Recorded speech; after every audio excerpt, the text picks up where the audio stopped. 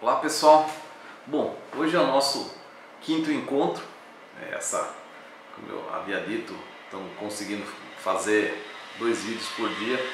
Hoje a gente vai falar das leis universais, Só lembrando o que são as leis universais, são regras que todos os sistemas obedecem, ok? Então, como é que isso surgiu?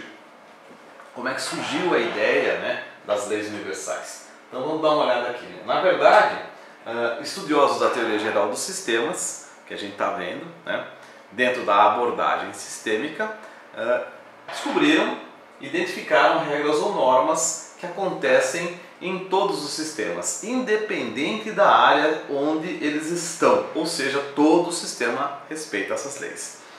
Ou seja, o sistema carro, o sistema corpo humano, o sistema empresa, todos eles obedecem essas leis, essas regras. Algumas são bem intuitivas, outras nem tanto, mas são todas muito interessantes. Vamos a elas. A primeira delas é essa aqui. Todo sistema contém sistemas, Ou seja, ele é composto por subsistemas e isso ocorre infinitamente, Nós temos então, por exemplo, o motor de um carro, como eu coloquei aqui, é formado de subsistemas como injeção, pistões, partida, etc.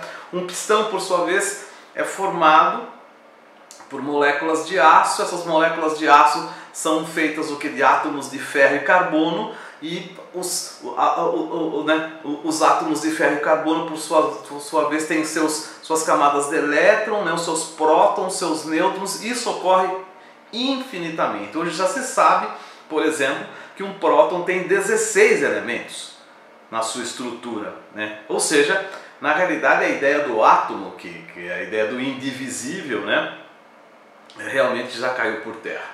Vamos à segunda regra. A segunda regra, ela é o contrário, Ou seja, na verdade todo o sistema está contido num sistema, ou seja, ela é parte de um sistema maior, e isso ocorre infinitamente, Então aqui, o sistema carro é parte de um sistema maior, que é o sistema tráfego, que faz parte do sistema cidade, que por sua vez faz parte do sistema estado, que faz parte do sistema país, que faz parte do sistema continente, que faz parte do sistema terra, que faz parte do sistema solar, e a coisa ocorre infinitamente.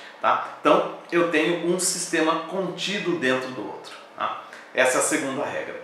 Vamos à terceira regra. A terceira regra, pessoal, fala basicamente o seguinte: quanto maior a fragmentação do sistema, ou seja, maior número de subsistemas, maior será a necessidade para coordenar as partes. Vou dar um exemplo bem claro. É muito mais fácil você coordenar um time de futebol de salão com 5 jogadores em campo do que um time de futebol de campo com 11 jogadores. Num time de futebol de campo, por exemplo, eu tenho, na verdade, quantas pessoas administrando esse time? Sem falar no técnico que está fora do campo, Dentro do campo, jogando, eu tenho um capitão que coordena todo o ataque, geralmente a estratégia do jogo, o ataque e tudo mais.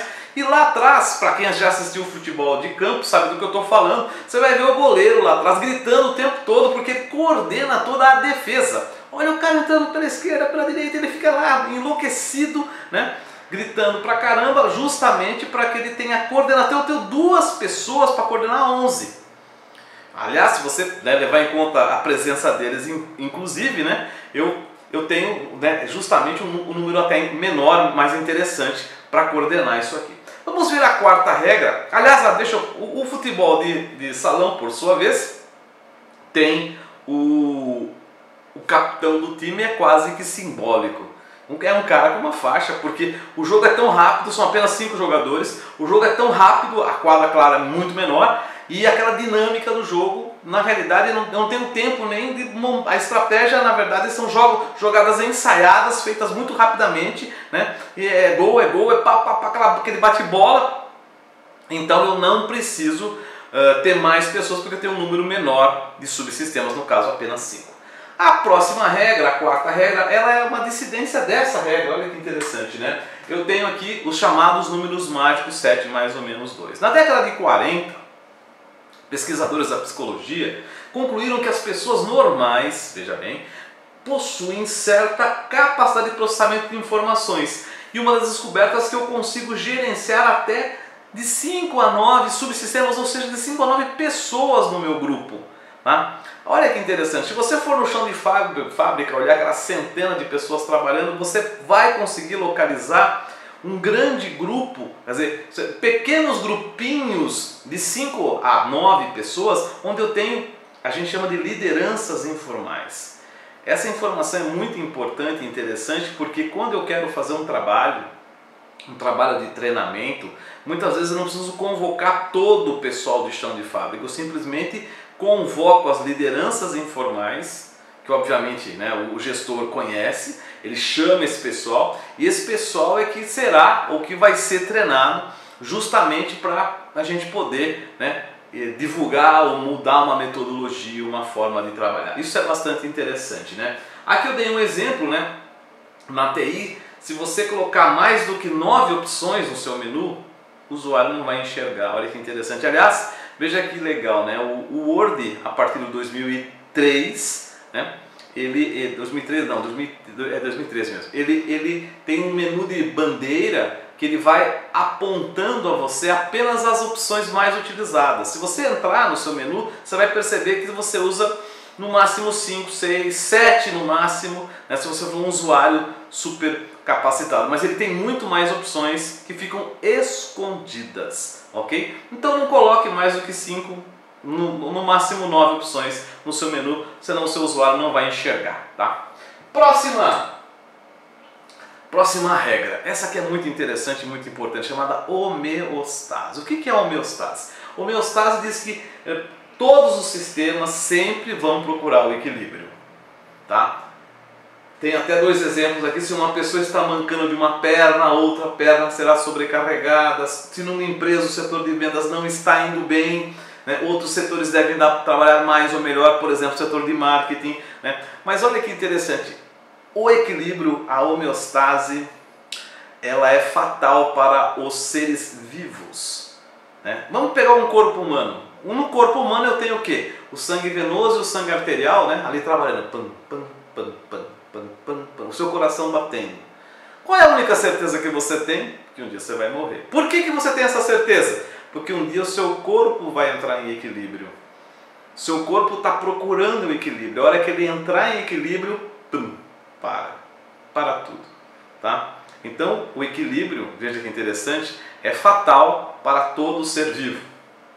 Vamos ao a nossa última lei universal, a sinergia. A sinergia é bastante interessante, pessoal. Eu até brinco, né? A sinergia explica o inexplicável, né? É uma força que explica quando 1 mais 1 dá 3. Mas quando isso acontece, professor? Que doideira é essa, né? Na realidade, 1 mais 1 dá 3 quando, por exemplo, você tem dois seres vivos colocados numa gaiola, 2 animais, 2 coelhos. Aliás, se você colocar 2 coelhos numa gaiola, você não vai ter 3, você vai ter 33, né? Então é um negócio meio maluco. Mas deixa eu dar um outro exemplo muito interessante, que aliás inquietou os cientistas por uma longa data, que é o caso da água, né? Ou seja, cuja fórmula é H2O.